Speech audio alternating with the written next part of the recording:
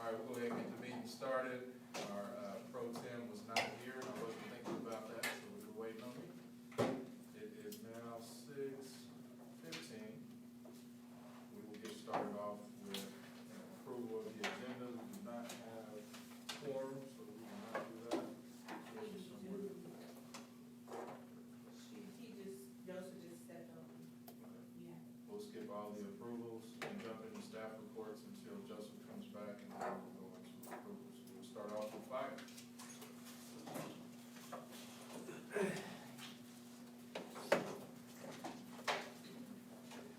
Good evening, everybody. I'm Jason Jones, Battalion 1, work out of Firehouse 1 at 731 North Main. Answer up to District 1, District 6, District 3. So, as far as fires go, for District 1, we had two significant fires in the month of February. Linwood Park had the shelter building burned up down there. And then we had another home on fire located for Ida. So those were our most significant fires. The one on Ida was undetermined. The one on Linwood Park was some homeless folks living in a shelter who had set their tent on fire, which caught the underneath side of the shelter on fire. It was a fairly significant damage to the shelter. Not much going on in the fire world. Hopefully we're coming out of our busy season, so if you all have any questions, I'll stand for questions.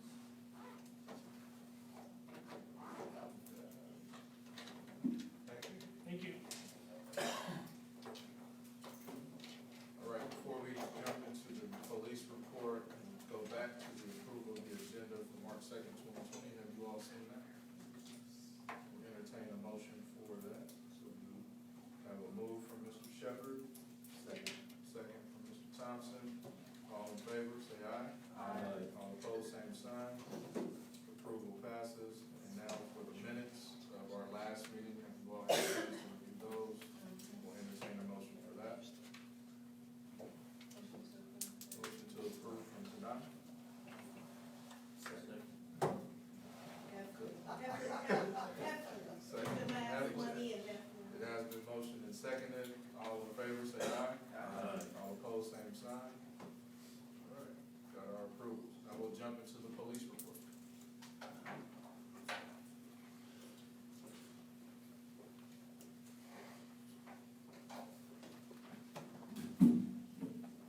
Hello, I'm Chris Chrisman, the beat coordinator for the Old Town area, 21 beat from Southside. Essentially, our stats have been relatively the same, other than larceny and auto. We've had about a +10 in the last month for those. We're going to end up doing an assignment to address those. Also, I've gotten with the Citizens Police Academy Alumni Association. They're the volunteer group that runs our downtown cameras. We're going to put together a system for them to be able to look for video on those cases that detectives may not follow up on, or I may not have time to look at 12 hours of video. They're up there over the weekends during peak times anyway. So during their downtime, they're going to start looking for that video evidence. One of the other things that I just wanted to talk about, a quick success story of the downtown cameras. Channel 12 ran the Duluth Vesuvius case, not last week, week before, week before last. The individual that exposed himself to the female. We were able to use the downtown cameras to follow him around and get him identified and ultimately take him into custody and charged. With that, what are your questions? Questions from the deb? Can you repeat the name of that group before you go? The Citizens Police Academy Alumni Association, or the CC AAA. Any questions from the community?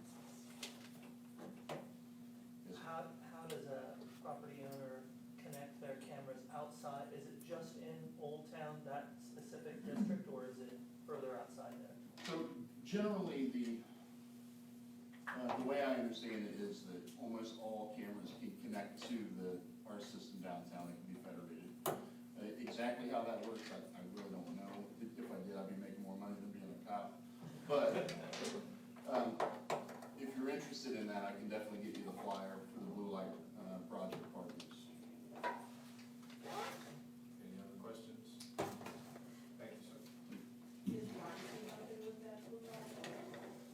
Yes. I can give Marcy that. Whoever asked that question, I can give you an email address.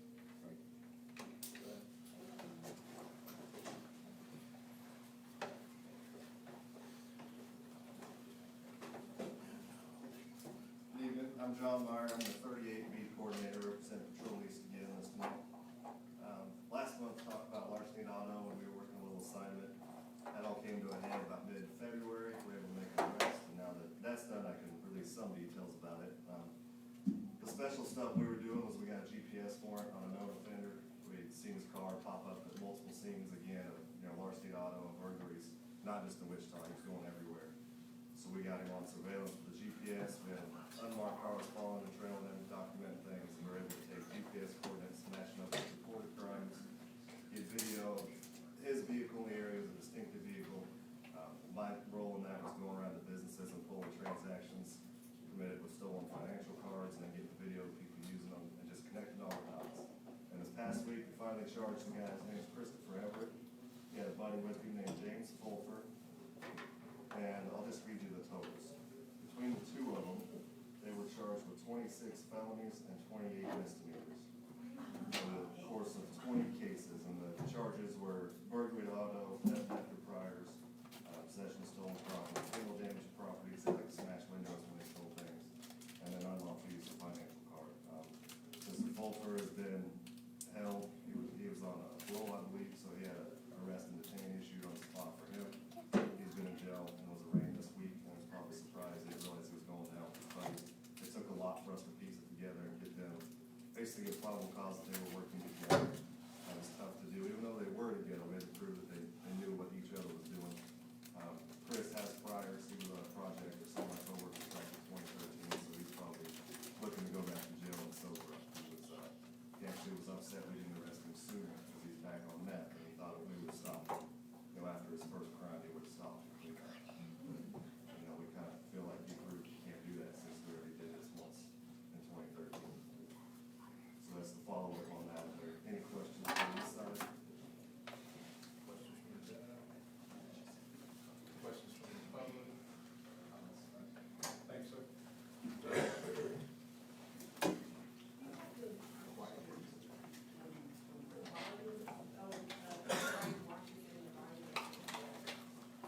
Probably too far. Hello.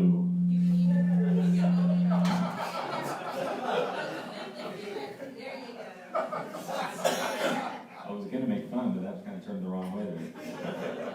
I'm Officer Chapernet. I'm the community police officer for Beat 45 here at Patrol North. Give you a couple of stats real quick. Property crimes more or less have been staying the same. We have had a little uptick in larceny and autos. We have 2 special assignments directed on those, so hopefully we'll be able to tell you guys about those next month on some stuff that we're doing, some arrests that we're making with that. Burglary on Patrol North is down. I think the lowest it's been in almost 50 years. It's down almost 50% right now.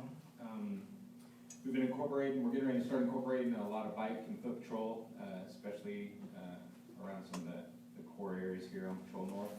And then also, I personally, myself and some of the 45B team handed out flyers. I kind of made a little project around Kenmar East area. That was my first one to just, there were burglary flyers and made sure we hit every house over there in the area.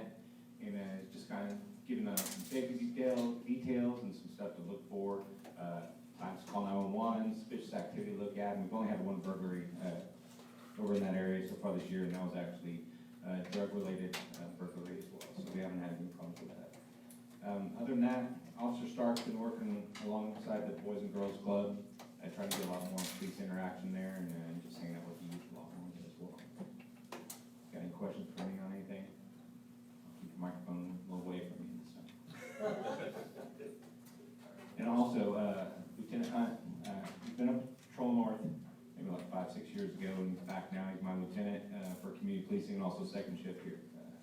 But we also have a new captain, Captain Whitewell as well, but we're super glad to have Lieutenant Hunt on board now.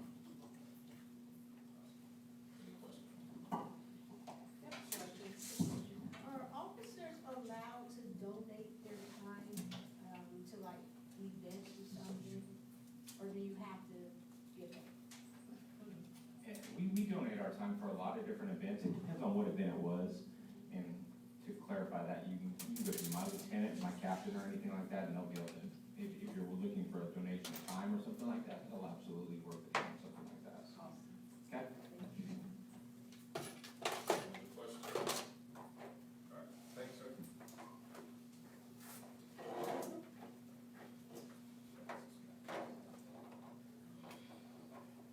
You just gonna leave? You're not gonna say anything to us? Oh, yeah.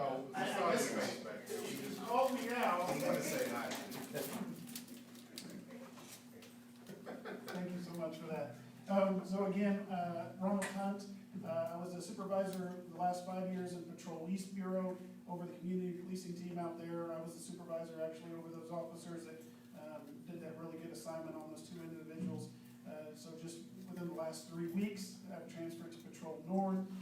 So I just kind of want to get out, show my face, and let you know that if there's anything that I can do, please don't hesitate to contact your community policing officer or my sergeant, Sergeant Brunsheen, or myself at the Patrol North substation. And we will certainly do whatever we can to assist you with whatever problems you may be having.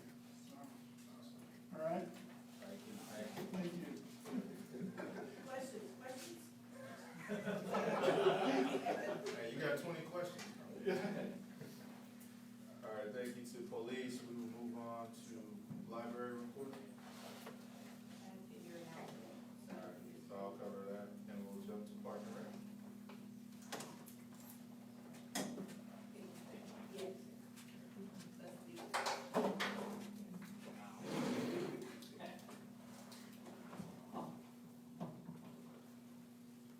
Hello, everybody. My name is Corey Lyons. I'm the director over at McAdams Recreation Center.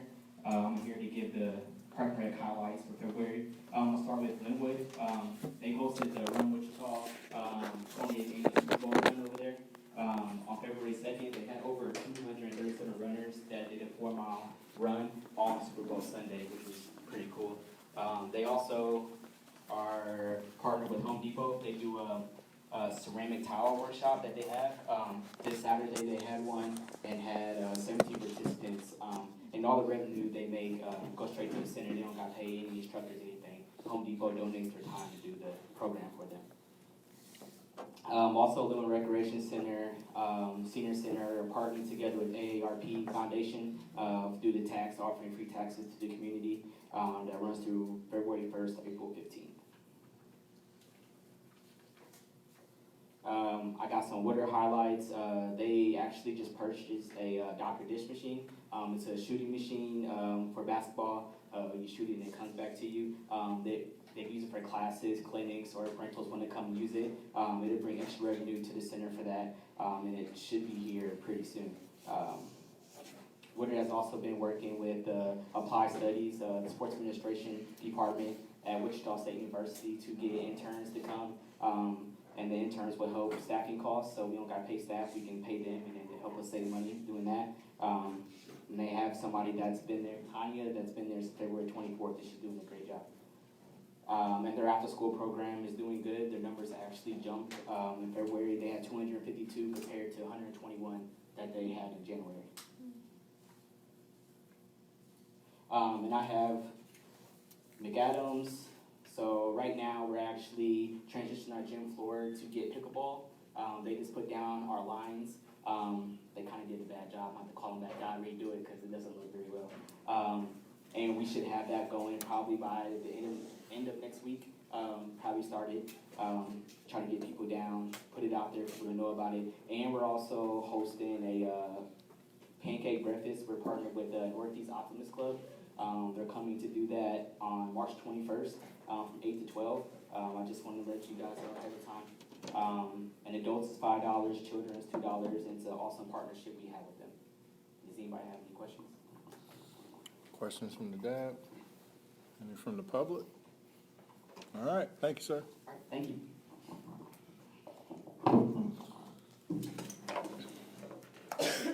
All right, we will move on to our public agenda. There are no scheduled items. Are there any off-agenda items that anyone would like to share with the DAB? All right, seeing none.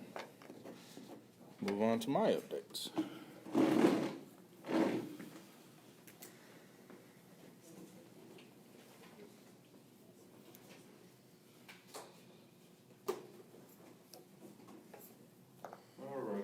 my name is Brandon Johnson. I am the council member for this area. My address for the record will be Atwater, 2755 East 19th Street. Just a few things to read, to catch up on. The census, I'm gonna keep talking about the census. Make sure that you talk to your friends and family about that coming up. We wanna make sure everyone's counted. As I said at the last meeting, there were parts of District 1 that underreported 40 to 90%. And we need to make sure that everyone gets counted as much as we can. The census invitation to respond online will be mailed out starting March 12th and will continue through the end of March. So make sure that you are looking for those, your friends, family, and neighbors are looking as well. To celebrate Wichita's 150th birthday together, Wichita will be donating 13 keepers on parade to be placed in city parks and other venues. Keepers Parade is a public art project featuring 10-foot tall fiberglass replicas of the keepers of the planes that are painted. And you'll hear more about that pretty soon. But that is happening in celebration of our 150th. The parks that are selected are Dr. Glendye Park, or for some who don't know it, is that Grove Park, and Fairmount Park. The artist for Dr. Glendye Park will be Haley Lindbergh. If I said that wrong, I apologize. And the artist for Fairmount Park will be Ella Monique Bacchus. Ella is the same artist who did the work on 9th Street.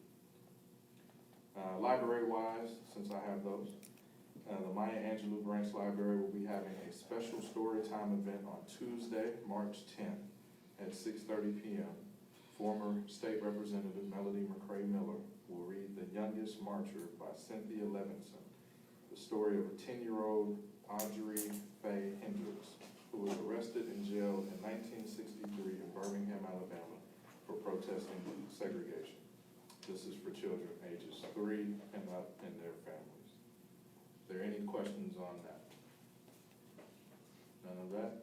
All right, I don't have a whole lot of additional announcements. The Wichita City Council, all of us but one council member, will be going to Washington, D.C. this weekend. We'll be there, well, at least I'll be there Friday through Wednesday. I believe our mayor's coming Saturday. We've got other council members coming either Sunday night or Monday. It's a very important trip. We go for National League of Cities. Some of us, the other part of the trip is our federal lobbyist gets set up with our elected officials, so Senator Moran, Senator Roberts, Congressman Estes, as well as department heads in Washington, D.C. And that's been very beneficial for us over the years. We just received, as you all may have heard, the $14 million for the multimodal facility. We met with Department of Transportation last year and expressed how important that was for our city. And we've seen the fruits of our work paying off, as well as work around the North Junction, trying to get some funding secured for that. It will be something that we talk about while we're there, and a number of other issues. I'll be talking about opportunity zones while we're in DC with our elected officials, and anyone else I can talk to about the struggles we've had and what suggestions we might have as a city that they could kind of amend the federal law to make more beneficial for neighborhoods specifically. Around the country, we see a lot of investment in downtown, even here in Wichita. There's 5 projects either downtown or basically next door to downtown, and we're looking to get more neighborhood investment. That's the intent of opportunity zones, and we want to make sure that intent is being met, and right now it's not. Outside of that, our breakfast, we will not be having because I will be in DC. So our next breakfast will be in April, first Saturday at 9:30 here. Make sure you are at that one. We have talked with our public works staff, not public works, MAPD, Metro Area Planning Department, about illegal dumping, which you'll hear a presentation tonight, as well as what folks can do to help with blight or those on fixed income who might need some help fixing their houses up or bringing it up to code. It's a really great breakfast we had last year, very informative. Found out about some help that folks can get, and looking to do that again before the tall grass and weed season starts, and we need to start making those phone calls. So that will be our April breakfast, and there's another another presentation, I can't remember, that will happen in April, but you will see that very soon. So with that, are there any questions or comments about those updates? Seeing none, I will be making a number of appointments tomorrow for District Advisory Board and some of our other boards. I definitely want to thank those of you who are on the board who are leaving for your service to this district advisory board, and teaching our newer members all the things that you have learned. So we definitely appreciate that. I'll have a more formal thank you here in a couple weeks, but definitely wanted to mention that we have grown as a district because of all of your participation. So I appreciate it. How do you feel about the legislative move from Gilpin? Oh, yeah, that is a good update. So if you hadn't heard, Representative Finney had a bill that was supposed to limit the ability of utilities like Evergy to place steel towers like the ones you see in District 1 over in the A. Price Woodard neighborhood, anywhere in the state. And there were some hurdles last year we had to jump on having the actual hearing. We had an informational hearing, which was great to tell the stories of the impact of the neighbors in the neighborhood, but there was no allowance of a vote, and there's a lot of reasons behind that. But we got around that this year, so Representative Finney was able to attach basically that bill to another bill that was being debated. They found it to be germane to the original issue, and it passed the House 123-2. So now it's on to the Senate, where we hope that the Senate will take into that same language and get that passed out of committee, and then a full vote from the Senate. We did do a tour a few months ago that I've been told really helped. A lot of those lawmakers were able to sit on the bus with us, Representative Finney, myself, other state elected folks, county commissioners, some council members who could make it, and just really talk about the impact. So not only looking at it, but knowing what it did to the community and what that means. And one blessing, but it's definitely a curse for others, happened in Olathe or Wyandotte County, where this happened again last month, or not last month, in December. And I started to receive pictures and messages. Representative Finney and I were tagged in that post too. So now folks see it's not just Evergy, it's a utility problem. And that was what we were trying to get them to see from the beginning. There were a lot of attacks on Evergy. Not attacking Evergy, we want trying to make sure that people actually have a voice in what happens. There's over 100 utilities in the state of Kansas. It's all stuff I just learned.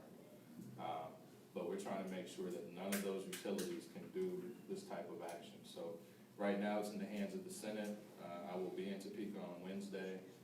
Wichita is hosting a luncheon there for the state elected folks. So I'm hoping to talk to them about the importance of this. And then hopefully between Thursday and legally by the end of March, there has to be a hearing on this. So at some point, we will go back to Topeka to testify on the Senate side and hopefully get that passed out of the Senate. When that does happen and the governor signs it, then we know that the future is protected. But we still need those poles removed in this community to make this community whole. So we're still working on that, still having conversations with Evergy, but that was one really good thing that happened. It happened on the fly, so it's good to have relationships with your state elected officials, because I got 3 phone calls while I was driving to a meeting, like, hey, this is happening now, what do you say? So always be ready for that. But I'm hoping at some point, if necessary, I've talked to Representative Finney and Senator Fausto. If we can get neighbors up there, I would love to have actual people who are impacted speak.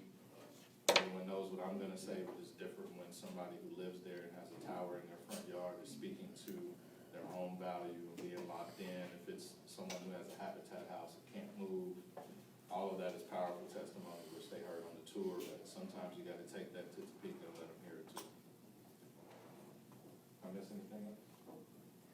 Awesome. All right, we'll go on with the meeting. So what is the status on the aquatics plan? I just got that document, sitting on my desk at City Hall.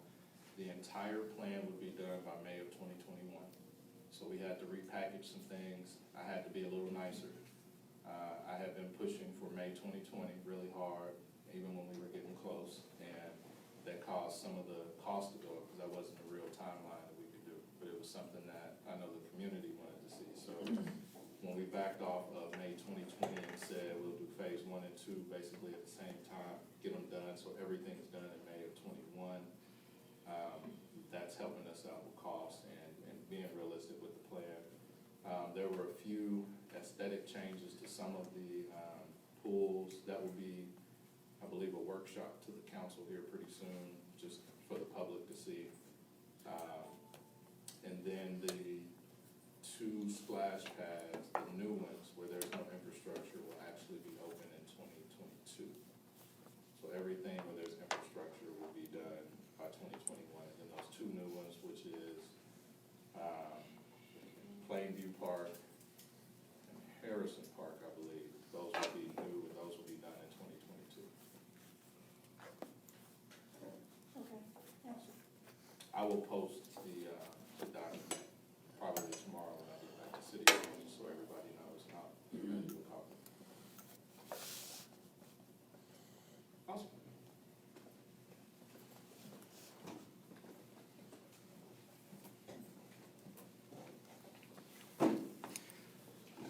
Alrighty, we have no zoning cases tonight, but we do have a couple of presentations.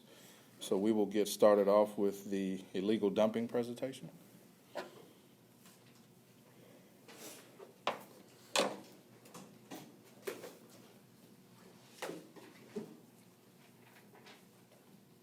Hello, I am Marcella McNett, and I work with MABCD, actually with Neighborhood Inspection. I am the illegal dumping clerk. Sorry. Can you pick it up, sorry? Is that better? Okay. I wanted to talk to you about what illegal dumping program is and what we do. The illegal dumping program started in 2016. My predecessor at the time, Deb Lake, implemented that. The city of Wichita and our contractor, we have cleaned up, since 2016, we've cleaned up 6,000 sites so far in the county. It's very successful, and we work very well with Waste Connections, that's our contractor. Illegal dumping was put in effect, the program was put in effect to efficiently and effectively get rid of blight. So the illegal dumping program qualifies for anyone dumping on city roads, alleyways, private lots, or vacant lots. The city roads and the alleyways, we obviously pick those up as soon as we can because they're in eyesight. If you are a private lot owner or you own a property and someone's dumped anything on your property, we will clean that up for 1 time a year. And a waiver form will be required for you to sign in order for us to enter your property and clean that up. Any ways that you can prevent the illegal dumping, you can relay this information that I'm giving you this evening tonight. There's some cards I have left over there on the table. My card, you can contact me directly, or you can call the MABCD office. We also, we like you to, if you see anytime anyone illegal dumping, we would like you to get as much information as you possibly can, so it's passed on to us. You can call 911 and report illegal dumping if you're seeing it, and they'll dispatch me as well. Some of the things you can look out for, a licensed hauler. 9 times out of 10, your illegal dumping is being dumped by someone who isn't licensed. You want to look for the orange decal on the trucks of the haulers, and sometimes the trailers. You can maybe place security cameras on your property. If you have a private lot or a vacant lot, or you just have an extra lot to your home, you can maybe put a fence up and keep it locked. You can also put no trespassing signs on your property as well.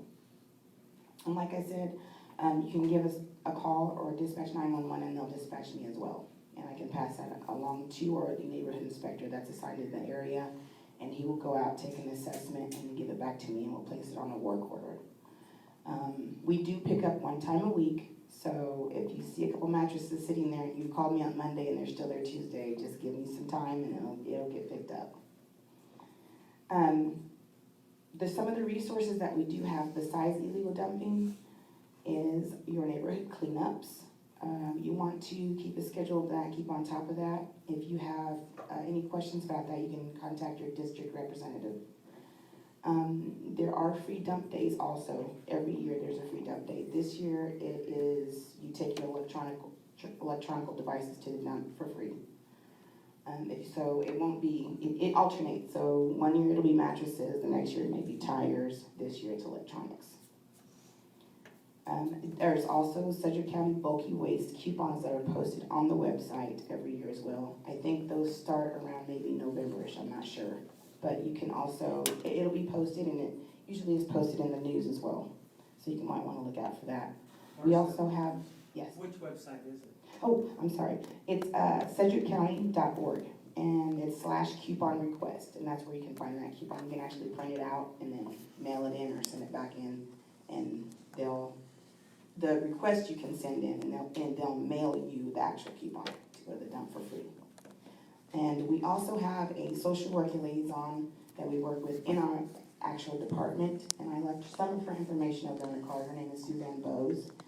She has a lot of resources that help a lot of people, and one of them is getting free dump tickets. So you just apply, you can apply for that, and you make an appointment with her, and she will come in, and you have to fill out some paperwork, I believe, and then she'll give you the actual coupon. But also, if you want to remain anonymous when you send your complaint in. But if you don't want to call or you don't want to come up to the office, you can also use accesswichita.gov, and I left some of those cards over there as well. Does anybody have any questions? Start with your dad. Yes. So you give out coupons to go dump for free. Do you have any services like somebody that drives the actual dump truck or anything that does reduce costs or anything that help people out? That would just be what I would dispatch to the contractor. So he picks up one time a week. There is an actual route for illegal dumping, and it's on Wednesdays. So that would be me. The other resources that you can use, like I said, is Suzanne Bose. She can actually get people free dumpsters. They'll come out. Yes, they'll come out and drop the dumpster off, and they can. I think you're asking, like, if someone needs a truck, but they have a coupon but doesn't have a truck, and that's all private, that's all privately handled. That's what she's asking. Right, so if that is the case, then they would contact Suzanne, and she could give them resource. She's saying when you get the coupon from Sedgwick County, Oh, okay. you have to take the items yourself to the Yes, dumpster. you would have to take the items yourself. Unfortunately, we don't have a resource for that. But what is Suzanne's last name again? It's Boese, Bose. But I think what Marcella's trying to say is that Suzanne can find some volunteers that can help some people Right. with the cleanup of their property. Yes. You'll bring the dump, I've seen it in neighborhoods where you bring the dumpsters and, yeah. Mhm. And not the neighborhood cleanup, but actual dumpsters for the community. Yes. How many of the coupons do you give out a year? That I don't know. That would be something Suzanne would have to give you that information on. You could probably email her and she'll have a number for you. I personally don't know. Sure, yes, absolutely. Ms. Alexander, Community Service Rep. I work in partnership with Marcella and Miss Suzanne.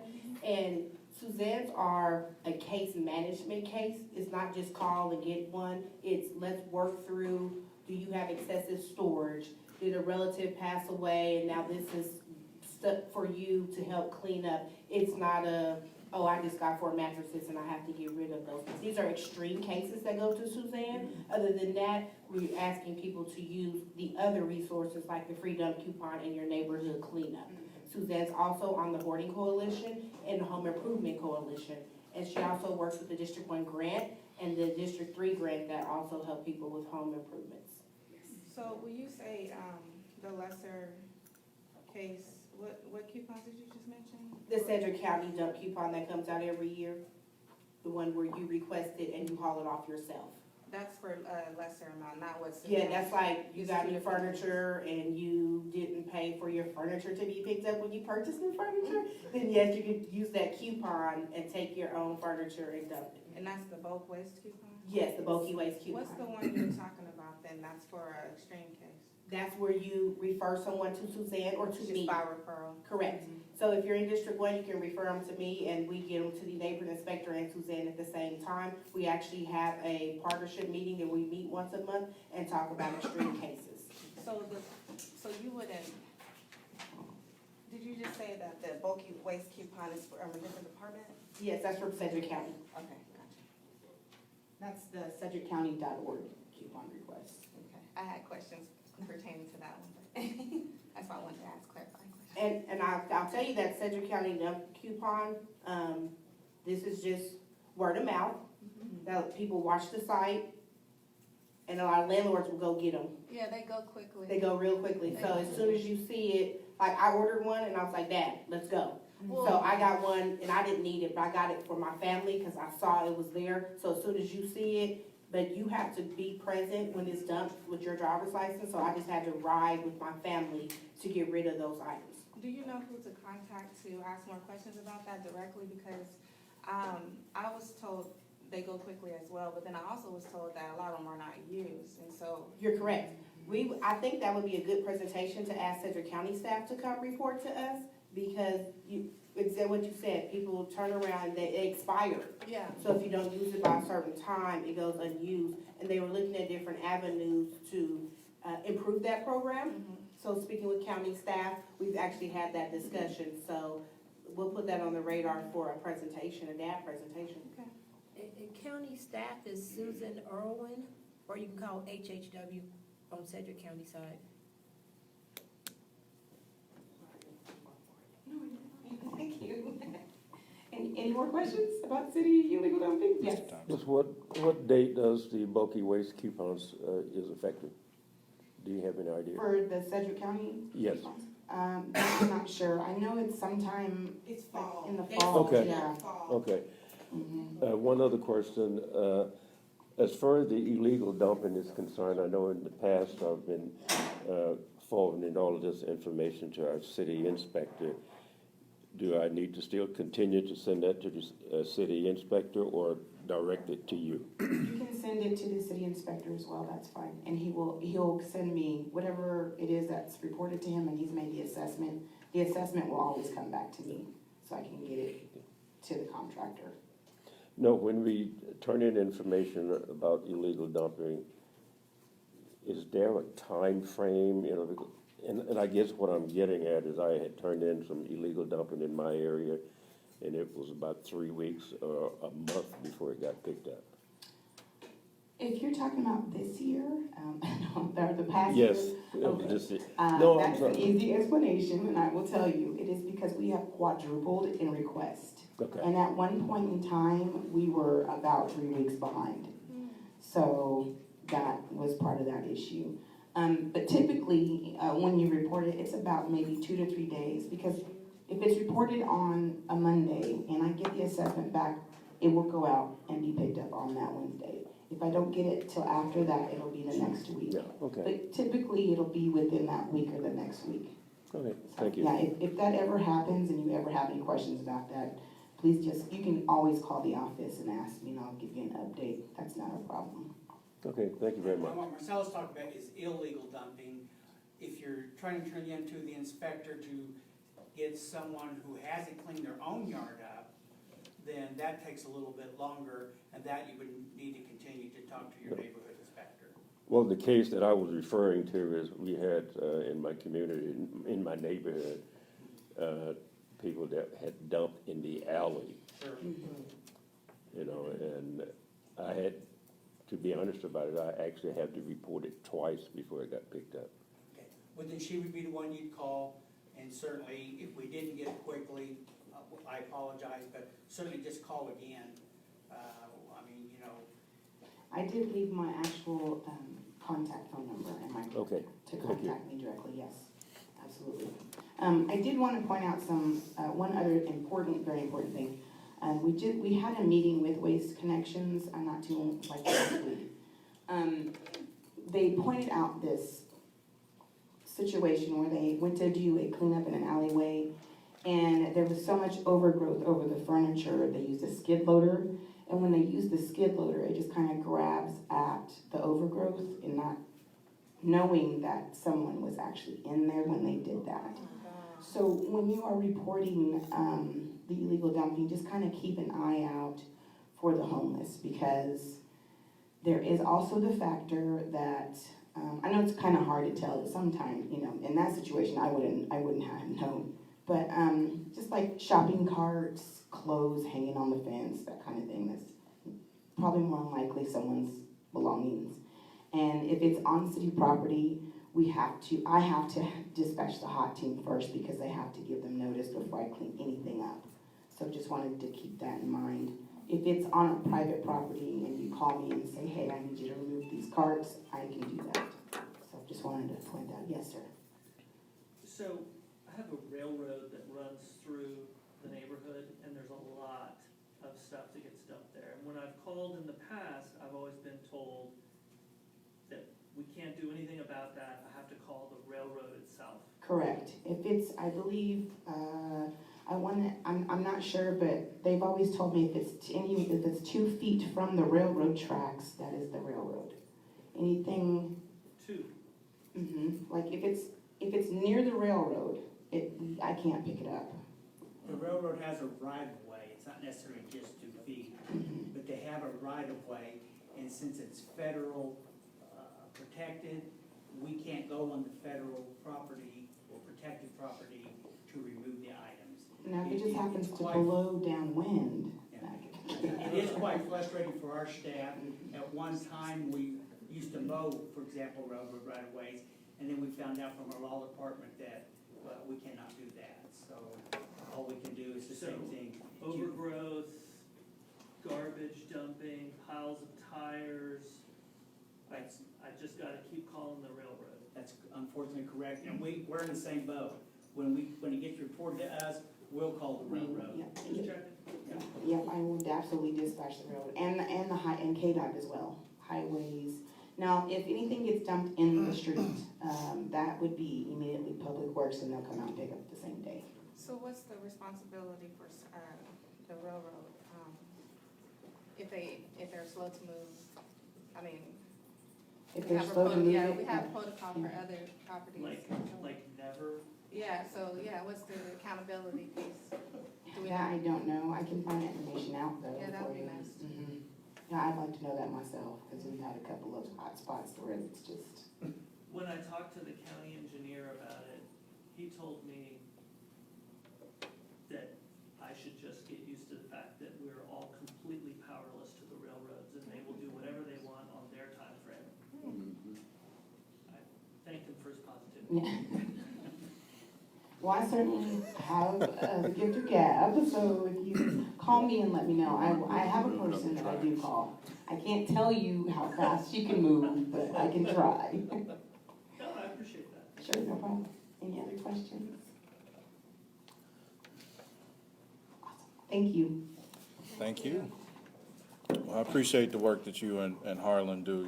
You guys are, I know I probably annoyed you last year, but with all my Facebook Live videos and complaints, but I do appreciate it. But y'all do great work, so I appreciate that. Our next presentation, Camila's getting set up, will be our downtown streets conceptual plan with Mr. Scott Wadle. I believe we have a guest on the phone as well.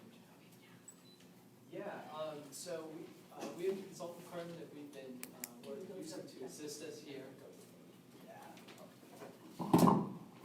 So there's a firm that's been assisting us on this project, and what we're doing is we're connecting up so that Jim Watson with Nelson Nygaard can provide the bulk of the presentation. Our greatest challenge in this situation is that we don't have a conference phone available. So what I'm going to do is I've dialed him in on my cell phone. I'm going to mute. Actually, we can do it through Skype.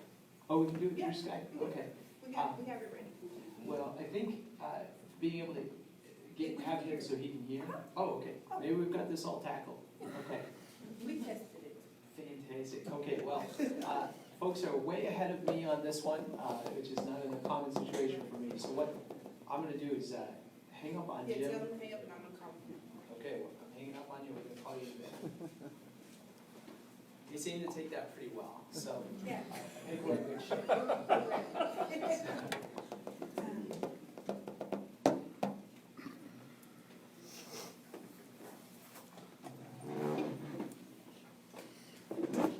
So while we're getting this all set up, I guess I can give you a little bit of an introduction and background to the project. So this project has been undertaken, really what it does is it follows up on the Project Downtown Master Plan, which you may remember is a master plan for downtown. And in that document, it recommends looking at our downtown streets. And in some cases, it talks about long-term future plans about changing them from one-way to two-way, some of them. And I really think what it comments on is taking a step back, taking a moment to look at our streets and see if they're meeting our needs both now and into the future. So this project really talks about community goals for what is it that we as a community want to achieve, and then how can our streets help us to achieve those goals again now and into the future. The things that you're going to see tonight are some concepts. It's labeled a conceptual plan to emphasize that it's very much an opportunity to look at and evaluate different options. In addition to the information that you're going to see tonight, there is an open house planned for March 24th. Hello, Jim. Hi, can you hear me okay? Wow, Can that's you bring that mic? awesome. Yeah, I'll bring the mic over so they can listen to you instead of me. But I'm providing just a brief introduction. But I do want to let you know that the way that we're able to fund this project is that we were awarded grant funding from the WAMPO, which Area Metropolitan Planning Organization, which coordinates federal transportation funding and planning in our region. So with that, I guess I'll turn it over to you, Jim. Where should I put the microphone? All right. Thanks, Scott. Now hopefully everybody can hear me good. Well, as Scott said, we're working on the Downtown Streets Conceptual Plan. We've been, I'm going to go through a little bit of an introduction of the process. I'm going to walk through what we've done so far, and then walk a little bit through some of the concepts that we've been looking at. This is still an ongoing planning process, so I wouldn't take anything that we have here as set, firm in stone, but we really we're trying to walk through this with each of the DABs to kind of give you an update on where we are and what we're looking at. The general study area is bounded by Murdoch to the north, Washington to the east. We go down to Kellogg to the south, and then we're taking it just across the river to McLean. Our process, we started this with what we call a discovery phase, which is really us just examining what the existing conditions are, what some of the previous planning efforts that have been done in the past. And then we've been on a loop between this desire, which is really us hearing from the community what y'all want to see in your downtown streets, and then the design, which is us working through concepts. And we've kind of been going back and forth through this over the past several months. And as we move into late spring and on, we're going to be documenting everything. As we started looking at this, we kind of wanted to look backward to look forward a little bit. So if we're looking here, these are some images of downtown Wichita in the past. We've heard a lot about the vibrancy downtown and trying to contribute better to vibrancy downtown. But we've also seen how some of these streets have evolved over time as well. You can see there in 1923, there were even streetcars there on Douglas Avenue. So just kind of us thinking about how the network has evolved over time, and then thinking how it may continue to evolve into the future. We developed a set of project goals, in conjunction with talking to the community and looking some previous planning efforts and working with some city staff as well. And as we've had each of our events and kind of public outreach touch points on this, these are the things that we've we've wanted to get as much feedback as we can. And we've heard a lot on all of these as we've moved through the process. And just kind of to give you a touch point on where we've done this, we had our kickoff just a little over a year ago there in Old Town. Last spring, we kind of did a deep dive in on Douglas Avenue, knowing that y'all had some kind of previous efforts, planning efforts and design efforts along Douglas. We were there in June for a pop-up at Riverfest, and then we held kind of a 3-day or so open design session and open house where we invited the public in to kind of talk and work with us and look at the things that we were working through and really kind of give us some feedback in real time as we were working through some things. We came back in September. We did another pop-up at Open Streets, and throughout this whole process, we've been talking to a variety of stakeholders along the way. Some of the city council members we've met with, and you know, we're kind of here trying to get continual feedback through these DAB meetings, presenting to the DAB meetings. These are just some pictures of some of our events we've had. You know, moving forward, we're currently in the planning, and we're working through and developing an open house to kind of unveil all of our recommendations, and I really encourage you to kind of keep a lookout for the invites for that. As we move further into the spring, we're going to be finalizing our draft report and coordinating with the city council, and this should be kind of working through a formal review process as we move into the summer. With that, I want to kind of walk through some of the concepts that we've been looking at. You know, we started looking at just what do the existing streets do? How do they all function today? When you look at this, we looked at how many lanes there are. So the darker the color you see here, the more number of lanes are on the street. We wanted to see where the bike infrastructure is, where there's parking, where there are one-way streets, where there are turn lanes. So, and I know this is small. I will say that this presentation's on the project website, which I've kind of got listed here at the end of the slides. We also wanted to kind of see how some of the different transportation aspects played against one another. So we looked at, you know, where the bicycle connectivity was versus the current transit network. You know, if you look at the current transit network, because of the one-way streets that you have and the location of the transit center, the buses pulse in and out of the transit center and almost create a little bit of a pinwheel effect that you see there because of the one-way streets. Also, one of the things that kind of jumped out to us is, you know, the bicycle connectivity is somewhat limited when east-west when you get south of First Street. So these are just some other things that we kind of consider of how the streets function for, you know, not just cars, but all users. And, you know, speaking of cars, we wanted to, you know, take a look at and see, you know, what volume of traffic is actually using the streets today. So, again, if you look here, the darker colors represent higher daily volumes of traffic. And this is probably not a surprise to a lot of you. You know, where we saw the highest amounts of traffic are in our study area, or along Washington, south of Waterman as you approach Kellogg. But we didn't want to look at those traffic volumes in isolation. So, you know, naturally, a wider street, a street with more lanes has a higher capacity for traffic. So we took a look at what FHWA guidelines would tell us for individual street capacities on a daily basis.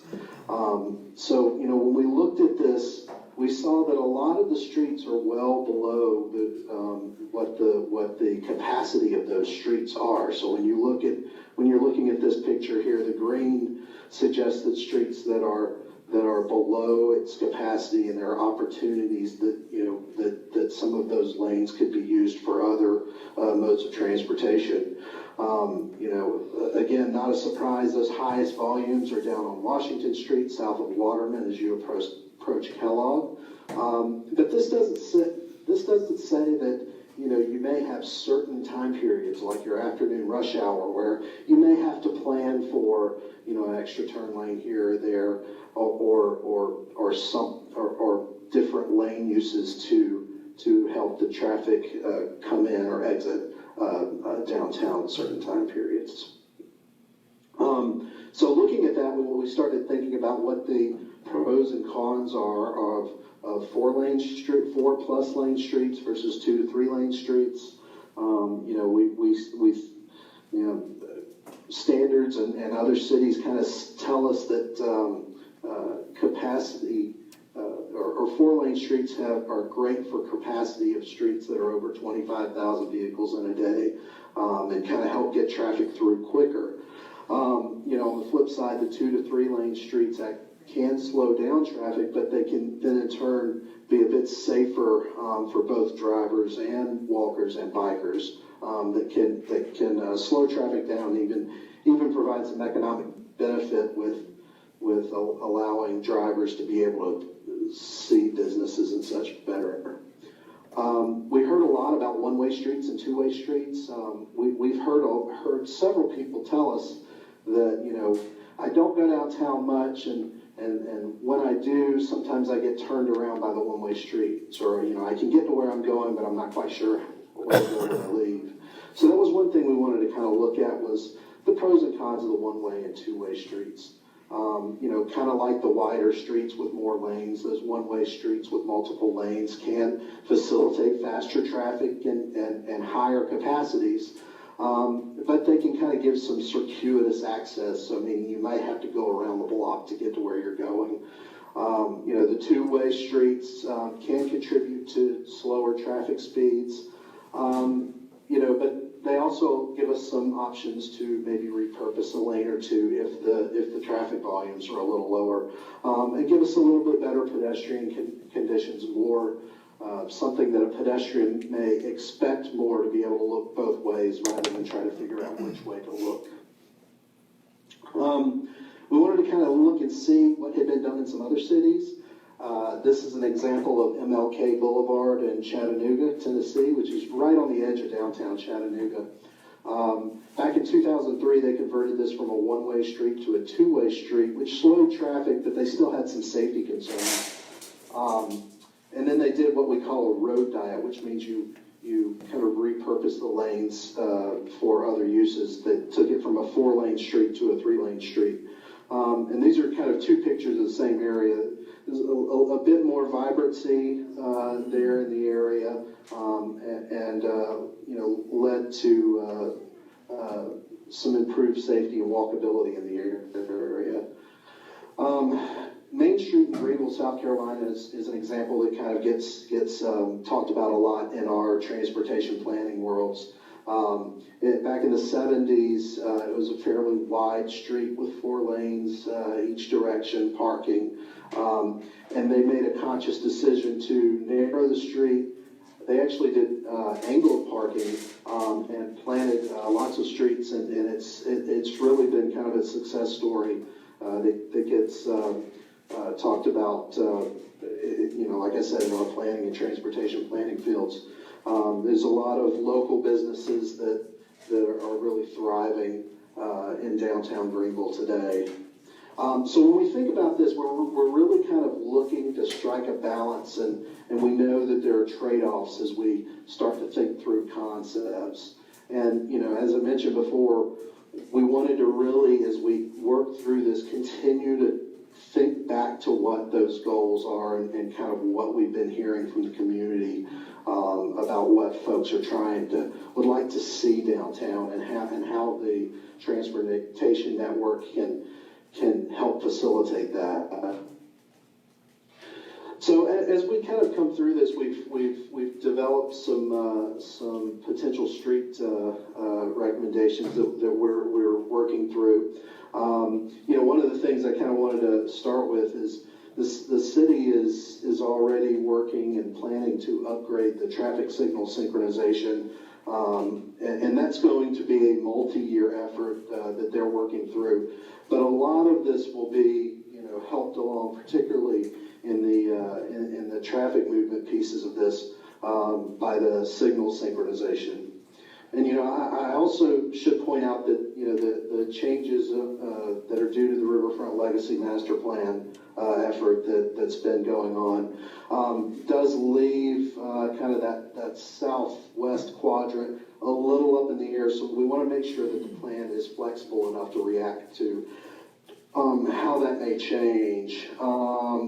And to that end, it's not just the Riverfront Legacy Master Plan area. There are lots of developments going on downtown. We've talked to many of these developers, and we want to make sure that this plan is flexible enough to react and work with future development, both that's planned today and what may come along in the future as well. So as we looked at this, I talked earlier a little bit about the connectivity between the bicycle network and the transit network. Wichita Transit has conveyed to us, some interest in trying to move to using the street grid a little bit better. So we've worked to try to see how that works within this plan. And again, kind of what you see here, the darker the color, that means the more frequent bus usage of the street is. And in addition to that, we've kind of recognized that limited connectivity in the bicycle network that's there today and tried to see how we can improve that through this plan. One of the big pieces of this has been looking at one-way to two-way conversions. And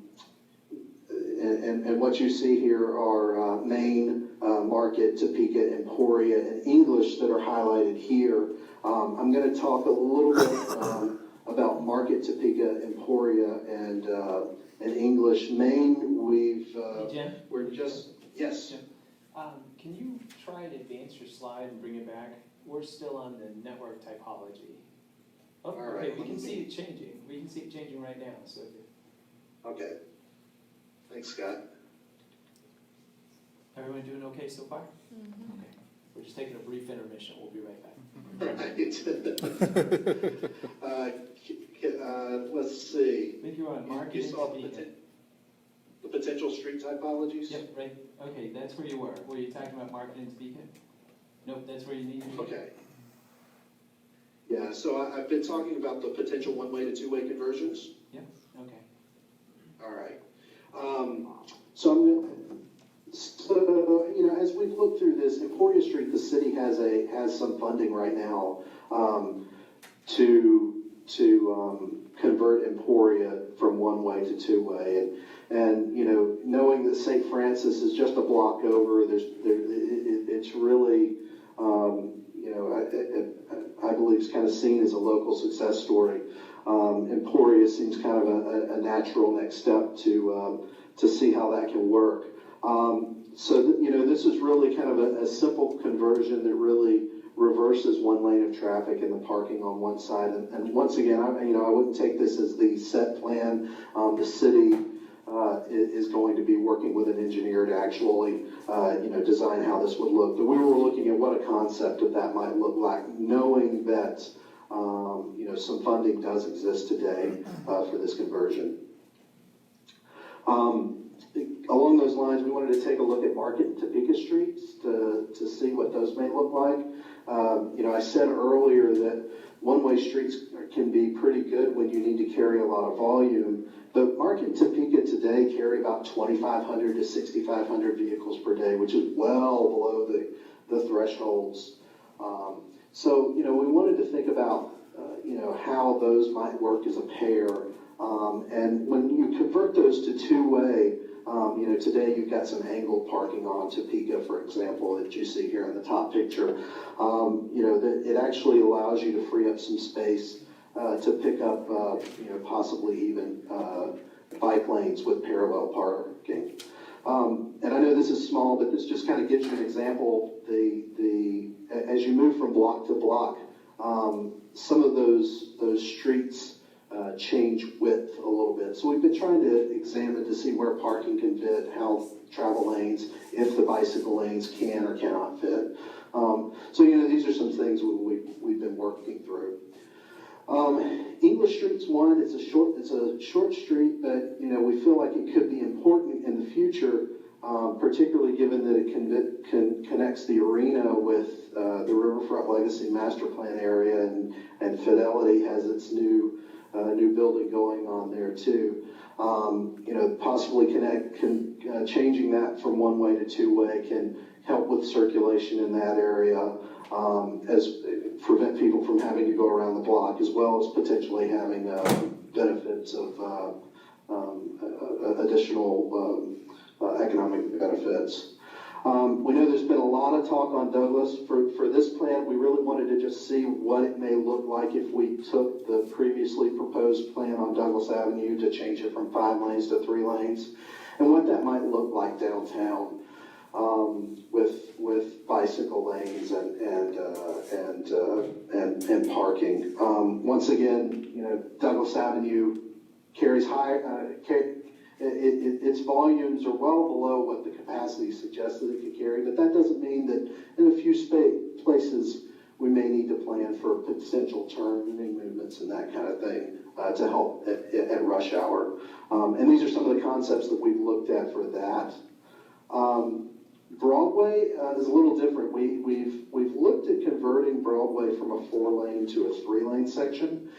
And one of the things that we've heard a lot from the community, we've actually heard from people that say that they avoid Broadway because they're a little confused by how the inside lanes function with, as they approach an intersection, and they don't know if a car is turning from the inside lane or maybe going through on that inside lane. And once again, like a lot of these streets, the capacity kind of suggests that the 4 lanes may not be needed for all of the through traffic.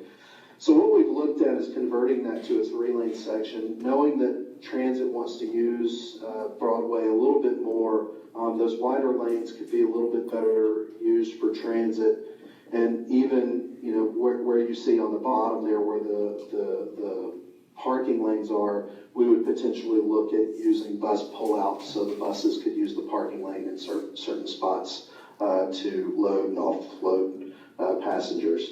And this is some of the concepts that we've looked at for Broadway. With that, these were kind of some of the highlights of some of the concepts that we've worked on so far. I want to kind of continue to say that we're like I said earlier, we're planning for a recommendations open house here upcoming, so please keep a lookout for that.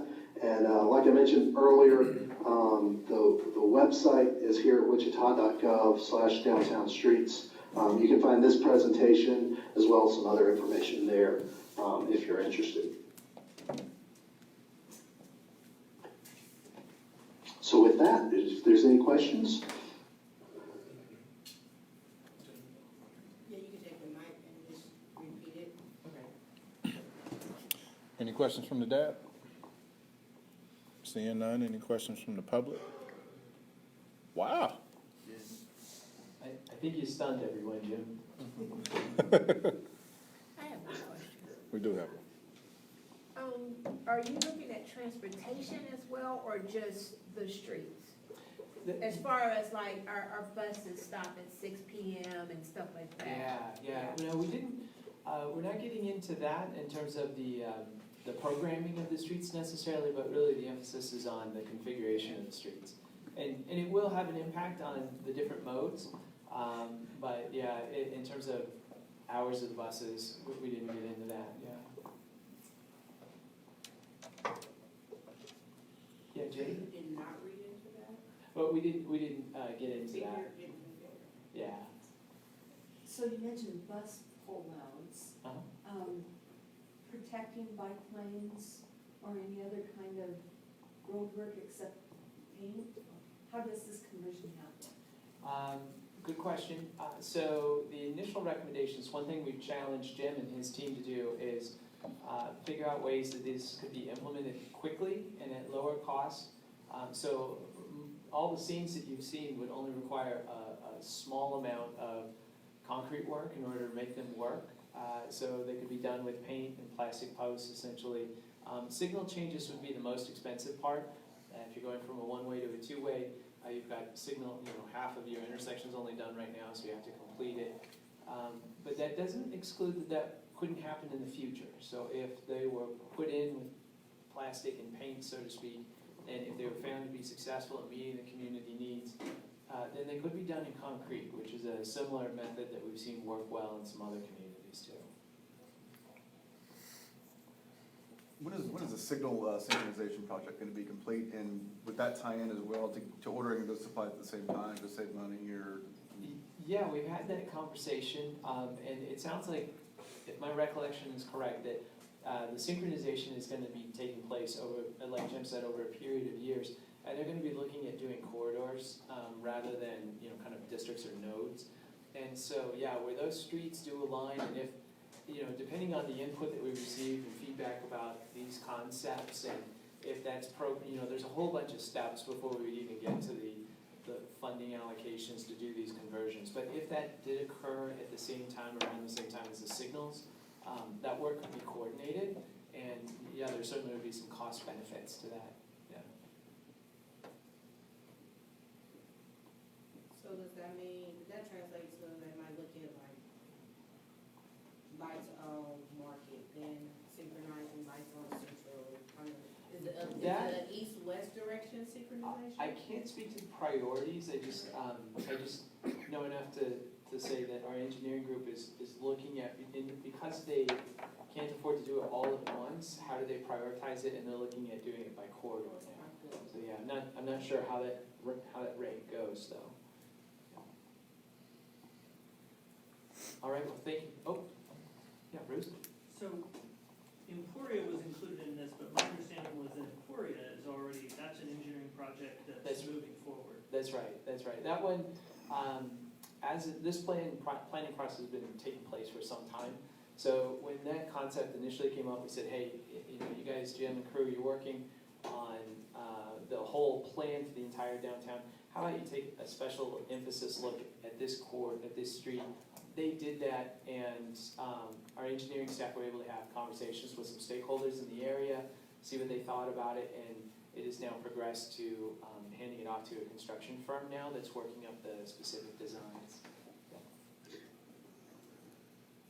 And it is one of those that's moved along a little bit quicker than our plan, and it was something that I think we were approached about it kind of midstream in the plan, and drew up that concept that we then passed back to the city to do more formal planning off of.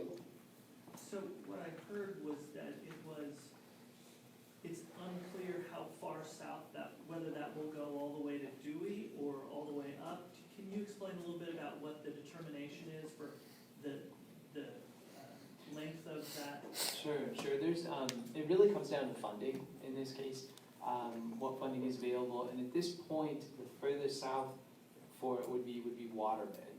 And part of that is also because the length that you have to do if you go further south than that, because the next signal is quite some distance away. And that's still Emporia you're talking about? Yep. Yeah, Jane? The picture from Chattanooga was really nice. There were lots of street trees. There were maybe benches for buses. That's probably not in this phase.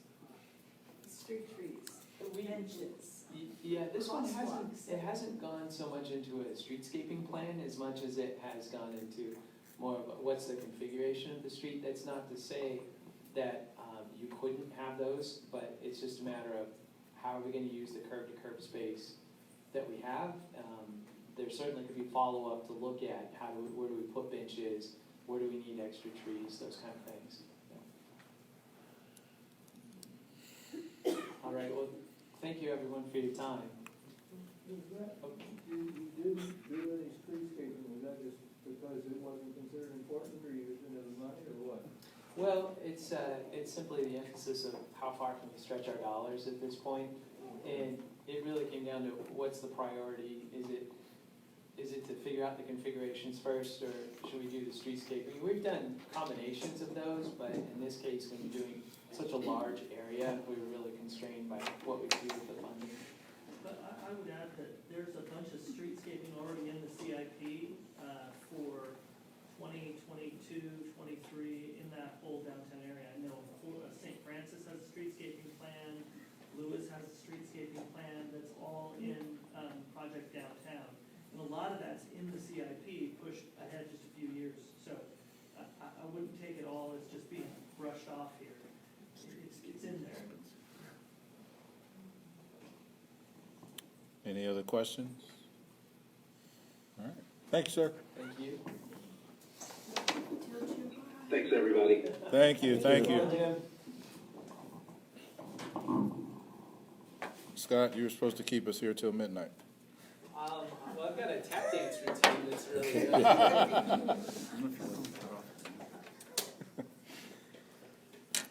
All right, that wraps up most of the agenda. We are now up to updates, issues, and reports. Let's start with Ms. DeShazer. Okay, the Wichita Branch NAACP will be celebrating its centennial this year, April the 11th at the Orpheum Theater.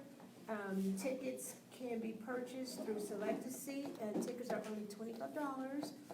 If you have any pictures or stories, direct connection to the past 100 years with the NAACP, we'd love to have those.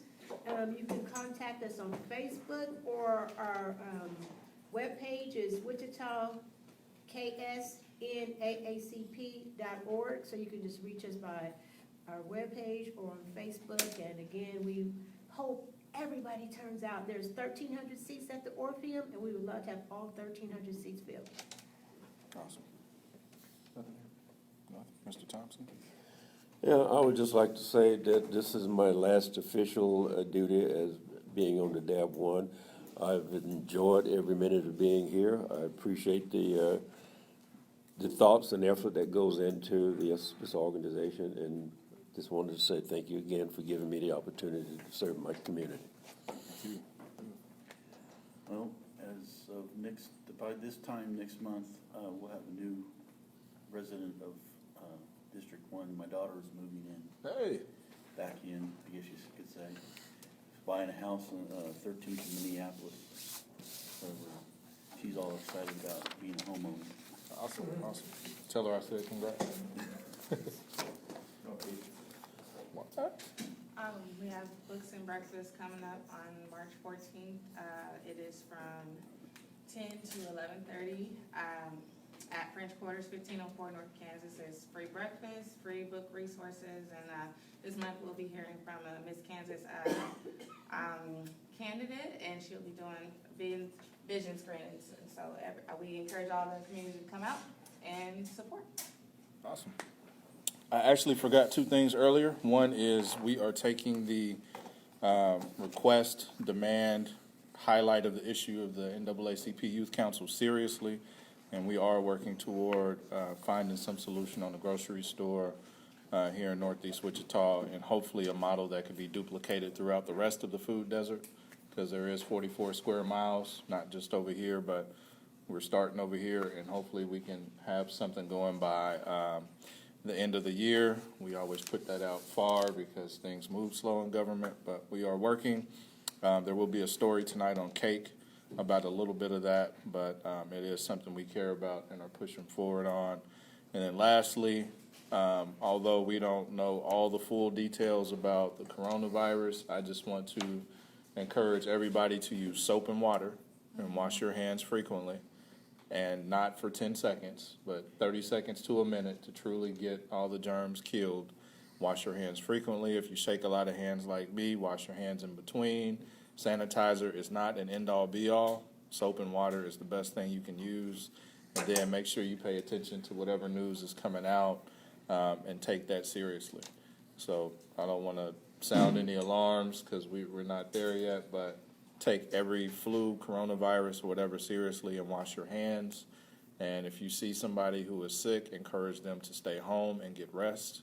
That is how you get better. I know that's a privilege because not everybody can stay home and continue to pay bills, but if in any way possible, try to encourage people to stay home and rest and recover, drink a lot of water, and wash their hands. So that's all I had.